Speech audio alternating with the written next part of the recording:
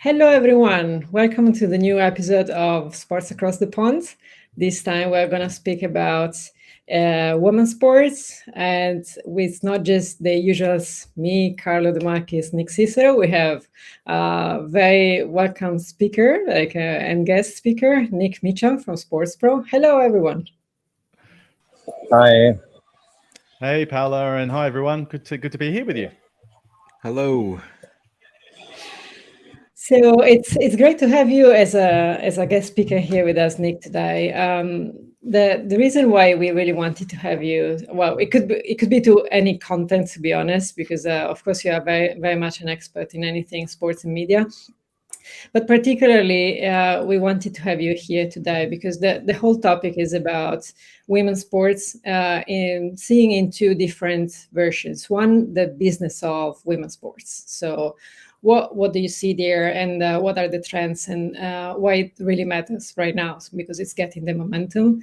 And the second part of the topic that we really would like to understand more about is about women in business. You launched as Sports Pro, the New Era initiative, which is actually super successful. So we definitely would like to know a bit more about that. But let's get it started and let's talk about business. What do you see from your position? Because you've been covering everything in business and lots about women's business, especially lately. What is your view? What is going on? Yeah, absolutely. Well, thank you again for having me. And I think with women's sports, it's in a really interesting time. Obviously, the numbers and the growth that we've seen in consumption and investment from whether it be media rights or sponsors is out of this world if you think about where we were a few years ago. But let's be honest, we were starting at a pretty low baseline. So it's really exciting to see that we're starting to get a lot of momentum, a lot of news coverage, both from trade bodies and publishers like us on deals that are being done, but also by mainstream media covering more about the business side of sports and the women's sports game as well. What I would say on the other side of that is there's still a long way to go even to the general coverage side. I think the numbers are less than 10% of normal media is actually covering women's sports still. But big event moments is really what is really moving the needle in terms of consumption and interest around the women's sports. The Women's World Cup coming up in a few months' time will be a few weeks' time, I should say. It'll be really exciting to see how much impact that has had on a global scale for consumption and interest around women's football, because there's been a lot of progress with what's happening on the Champions League, what's happened in the Euros.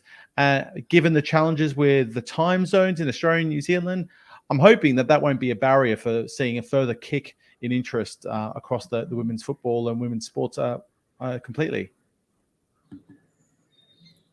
And why do you think it is now? So, because it's clearly it's getting momentum, in the last 12 to 24 months, basically. Everything has happened. So I never heard myself about, it's not never heard, but it wasn't in the news so much. It is now it is a thing, for mainstream. So before it was very, very, very much, if you're into it, you know it. Otherwise, you would never even hear about it. What's happening and why? I mean, my view on it is, you can speculate as to the reasons why we're here and why decisions were being made and not being made. I do think fundamentally there's just more data to support the concept and the reason that, hey, there is a lot of interest in women's sports and women's athletes and all those areas that historically we didn't really have that ease of visibility. You think about YouTube and social media and the role that can play. There's now tangible data that sports properties and investors can look at and go, oh wow, there's actually a huge engaged audience here. What are we doing to engage with that group? And I also think in markets like, say, the UK, one of the things that may have helped push the interest in driving women's sports further is the need from a physical perspective and a leisure perspective is to drive more participation in sports. And one of the areas that was underserved was women's sports generally. And so to use women's sports as a catalyst to professionalize it, can use it as a catalyst to potentially drive more interest in participation at grassroots and get people more active. I think was possibly one of the factors that may have been helping at least to see more support coming from a governmental level. But I think data is really a driving part of it. Just some studies that I've seen recently, which are actually going to look to do a bit of a deep dive podcast on this on the Streamtime podcast, which I'm hosting every week. But with Women's Sports Trust, which is a UK-based study, but they saw that around 6 million, there's 6 million committed fans to at least one women's sports property in the UK versus 16 for men. Of those fans, just 3% of those women's fans are fans of only women's sports. So it just shows this general interest in sports. It doesn't have to be male or female. There's just interest in good competition. And the more visibility you get, the more people will be showing interest in and engaging with that content. So look, I think the data is backing everything up. And I think we're only at the starting point of more and more investment coming into this space. Yeah. Nick, what I think is really interesting that you just mentioned, and I'm a social media guy, so I love that you brought up social media, but it seems to me like that factor of the world that we live in today, the ability for people to kind of gather in communities that are really, really relevant to their passions, they're able to gather and communicate with one another in a lot easier way. So before, you didn't really have as much conversation around women's sports because mainstream media, mass media kind of dominated the conversation with the couple stick and ball sports or a few Olympics coverages here and there that really dominated the bulk of sports. But to your point about the data, I think that's such an interesting point, is where else would we have gone and got the data pre-social media, right? What would we have done? We would have done, extensive surveys and research studies where we'd interview people. We would look at, certain types of empirical data, or you might have to run a years-long study. Whereas now, in just a matter of years, and I know obviously that there's been a lot of groundwork pre-social media to do this, but for example, in the past few years, you get a few influential figures together, like something with the women's soccer league here in the US, for example, with a lot of really influential people behind it. And they start creating a lot of social conversation around it. That also gives you this new pool of data to pull from a lot faster and allows us to enact change a lot faster. I'm just curious to hear what you think about that, or just in general. I know that, being in sports pro, you're kind of seeing how different pockets of different types of women's sports evolve online. Yeah, I mean, the coverage and the data is backing all that up pretty well. I was actually just thinking, as you're talking about the data side of things, I think one thing that's happened on reflection across more the wider broadcasting space is that we actually started to see, particularly in the UK and other markets, that some of the broadcasters became more selective on what sports they were actually investing in, because they would double down on, well, if we just invest in, so for example, Sky Sports in the UK is an example of this, right? Where they went, okay, they went from a generalist, we're going to have a bunch of different channels covering sports, to we're going to create dedicated single sports channels. The knock-on effect of that is they started putting more money into Formula One and cricket and boxing and so forth, but they reduced their investment in tier 2 and tier 3 sports and just focus on the ones that move the needle and drive subscription growth.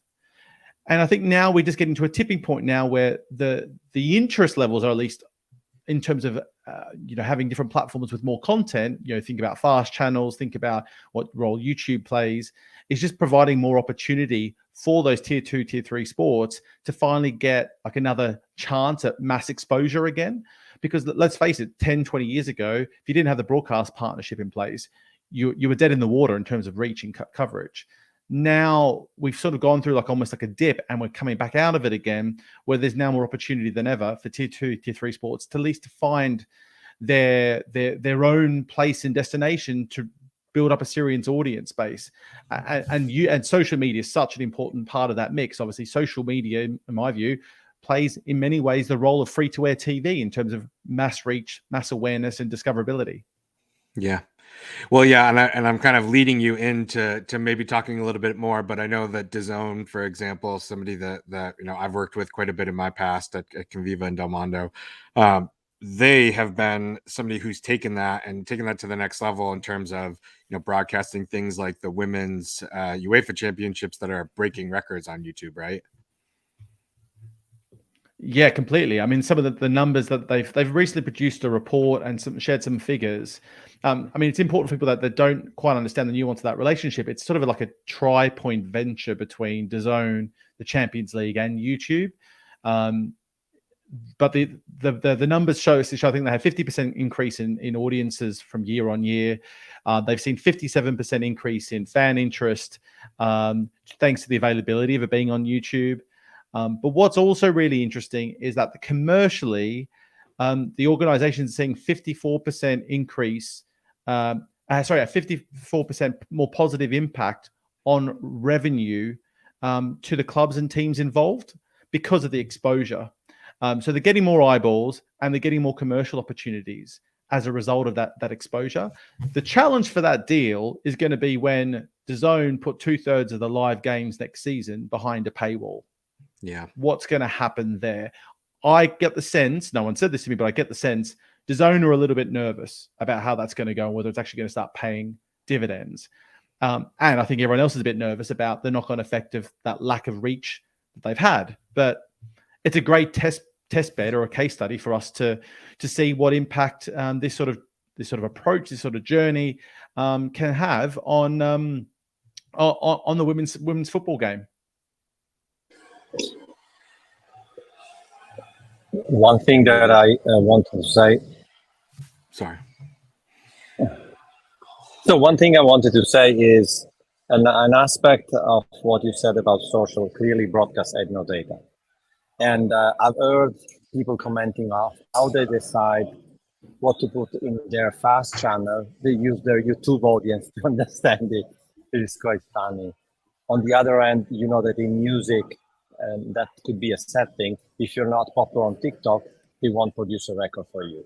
So clearly, different media try to use data from wherever they're relevant. That's the point that I think Nick, sorry, I didn't notice that, we're making. On the other end, I was intrigued by what Nick Neeson said on subscribers. You know, you focus on verticals because you wanted to have subscriber, but then maybe it's sort of where things now are evolving. It may be because in the early days of the subscriber idea, you had to acquire and convert. As things progress, everybody starts understanding that retention is the real success factor. And retention may mean not only having one or two sports that are super, I would subscribe if they have Formula One. Yeah, but Formula One is once a week, maybe not even every week. So I need something else. And maybe the approach is different because now the quality and that's where you need the data of what you put on top in the bundle of the one or two or three that change the conversion is what may or may not retain people to stay a subscriber, which is clearly, as we go more to profitability, the real number one problem, retaining people, right? I guess. I think it's when you mentioned fast. Oh, go ahead, Paula. Yeah, so I just wanted to add one data because we were talking about the DAZN Women's Champions League, just to give a bit of prospect as well in terms of how big that was. Like I think it was very, like from a growth perspective, all you said, Nick, was very interesting because it's like the numbers are double digit going to triple digit. So it's like, which is not surprising because of course you're starting from a lower point, but still it's massive. The key thing that I was looking at in terms of the numbers there was like that basically their channel in 1 year and a half, that's very young. So they did 100 million views in total. And if you think about Europe as a population, which is 750 million roughly. So they did every person in Europe, 1 out of 7, like basically watched at least a video of the Women's Champions League, just to give a comparison. It's like for something that was not online before, like first time ever, that's the first kind of approach to that, which is basically getting that reach is definitely massive. Of course, then the paywall might be a challenge because you need to invest for a longer period of time to actually get people to get used to it. But interest is there because it could have been very different. It could have been like 1 out of 30 people actually watching it, to be fair. And I think it's surprising 1 out of 7 if you're considering the whole population. So, which is not, of course, is not the right demographic, but to give a perspective, really. Yeah, absolutely. I would just add on that, Paola, that I think one of the big things that this is a reminder of is that there is incredible audience numbers to be produce, not just in women's sports, but indeed just in sports generally, when you open the floodgates and make sure your content is in the right places. The challenge has always been the audiences can be there if we put it in the right places. How do you turn that into conversion? How do you monetize that? What will be interesting to see is YouTube has obviously invested a lot of time into creating and maturing their monetization approach around e-commerce, around pay-per-view, the new primetime proposition, and all those extra layers of revenue generation outside of the traditional just subscription offering, which we all know in terms of, in the broadcast space is so hindering to audience growth. It'd be great to see that not only is this able to grow such a scaled audience on YouTube, but indeed they can just turn that directly into serious revenue for both everyone involved. Because what's the magic? What's the tipping point? Like, what numbers do they have to do on YouTube to be able to move the needle enough to generate income? Because it's pretty impressive numbers on the scale, right?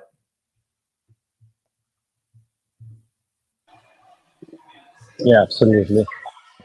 One thing that I've spent the last 35 years in different sports, not only in few sports. And something I noticed through the years, before this moment where clearly we all talk about it, in certain sports, and I think it may be a difference.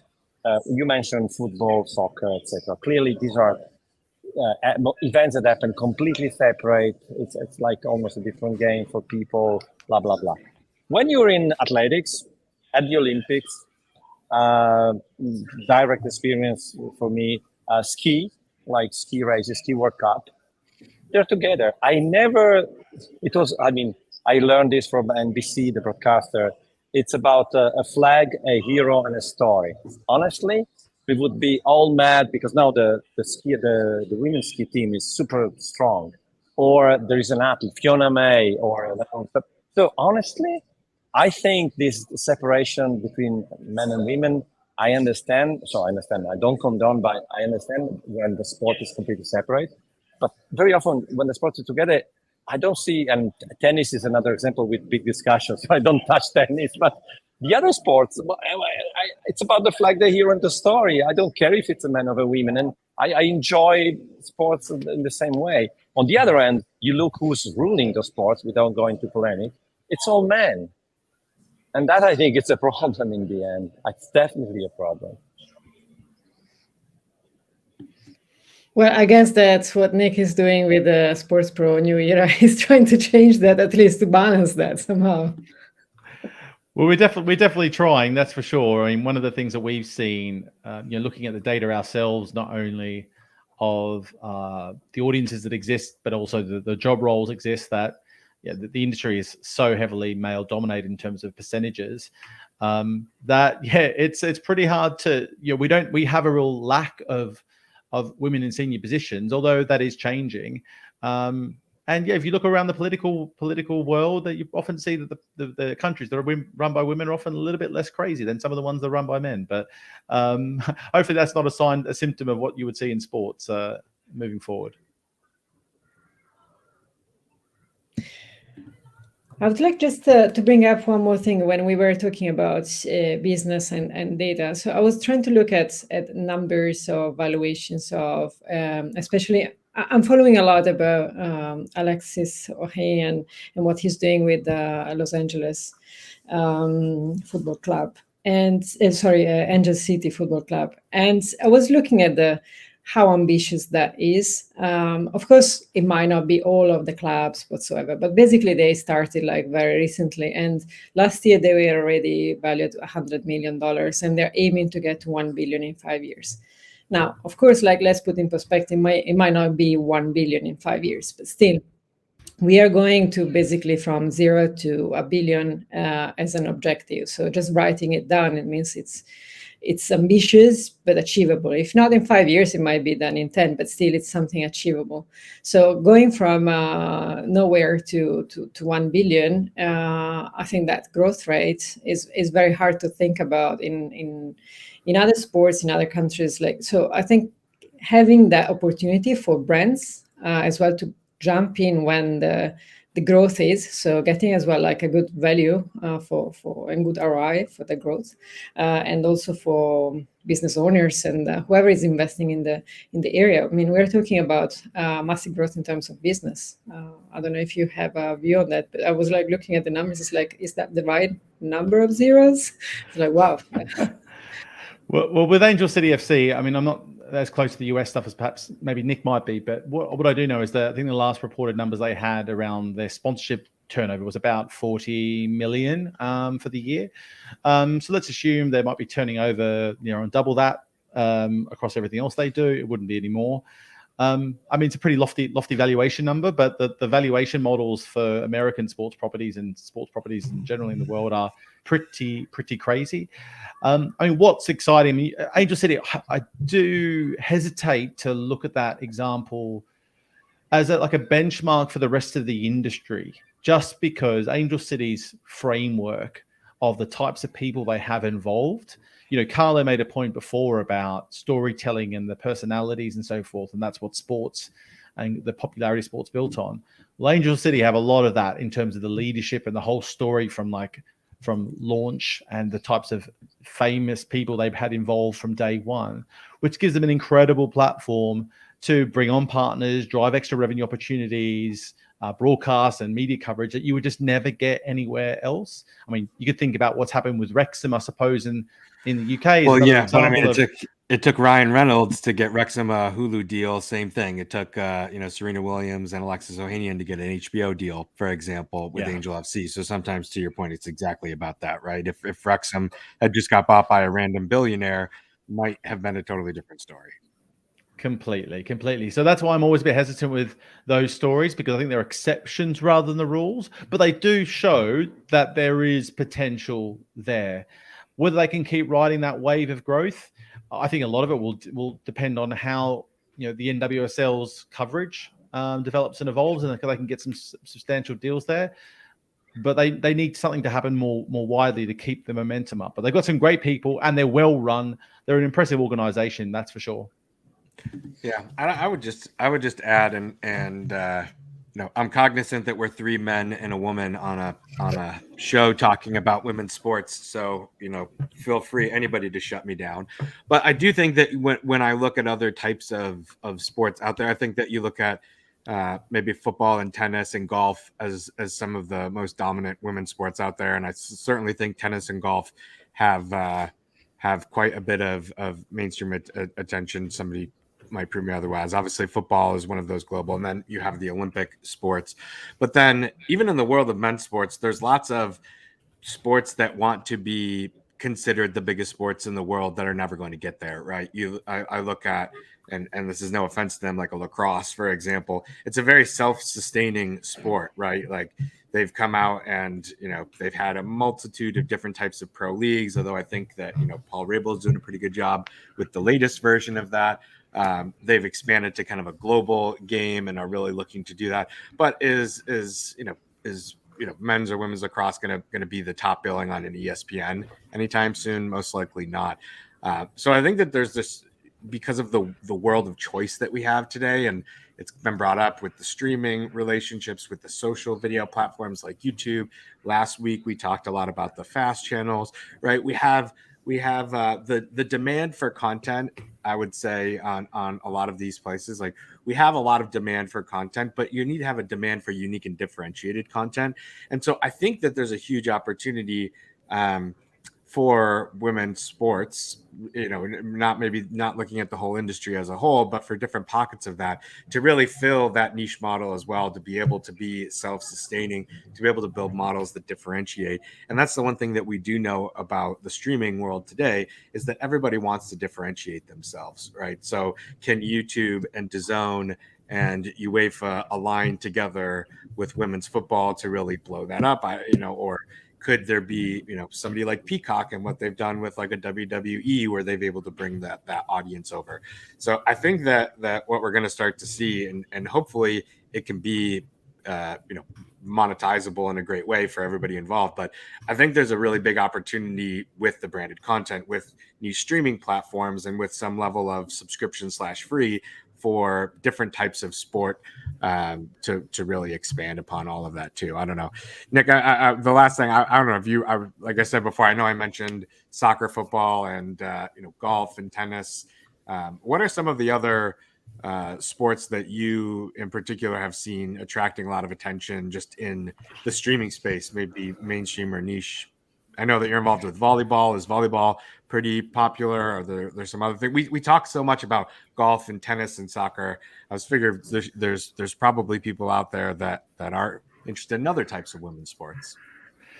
Yeah, there's a lot of interest in. I think there's a lot of broad interest across a number of different sports in the same way across men's sports, I think. But in terms of generating the interest on the sort of professional and commercial side, I'd say they're the main ones. I think very interested to see what happens with the WNBA and basketball generally. It feels like that is such a good place to really take a big step. I know, the coverage has been growing in the US. The coverage of college basketball has been growing in the US exponentially. ESPN's already come out and said they're going to struggle to hold on to a lot of their media rights because they have such a sort of not a monopoly, but a bit of a monopoly on the various women's sports they have on the platform, and basketball's probably the core product there. Outside of that, there's some interesting models I'm watching. So volleyball is, as you mentioned, sort of really focused on trying to be very balanced with the amount of coverage and content they produce for both the women's and men's games, both indoor and in beach. I think tennis is one of the ones that's interesting, with Serena Williams sort of stepping away and so forth. And will there be some shining personalities to come through and heroes to really step up? There's been a lot of great women's players that have sort of popped up, but that's a bit I'm interested also with the investment from CVC coming in. I'm interested to see if that can really spur some action. But I mean, still, football is really the main thing I'll be watching. And also for next year, I'm going to be watching what Paris can bring. What's the Olympics going to bring to the table? Now feels like a great time for some new heroes to be born and to be brought up. And that's a great platform for perhaps some new women's sports, new women's athletes, and potentially even sports to leverage that exposure that Paris might give them. All right, so I think we still have very few minutes, but I just want to get a bit more of your insights from what you learned from launching the New Year initiative. I think I want to make sure that we go through it because I was happily surprised when I saw like full house, no place to sit when at the event there in London for the Sports Pro Live. And actually I couldn't get into the second event. It was too many people. And I was like, oh my God, there's something going on here. So, I was very happy to see. So what's your learning there? What do you see there? Yeah, sure. I mean, we launched the New Era program as an initiative. We spurred out of a bit of frustration, I think, for us. Like what we were really seeing is, we run events, we do media content, and we were really struggling to really get quite a breadth of female voices on and in our content, and also just the lack of diversity at our events. So we thought, let's try and see if we can just do something that might help a little bit in that space and maybe open up some opportunities for some other female leaders in the industry or female executives.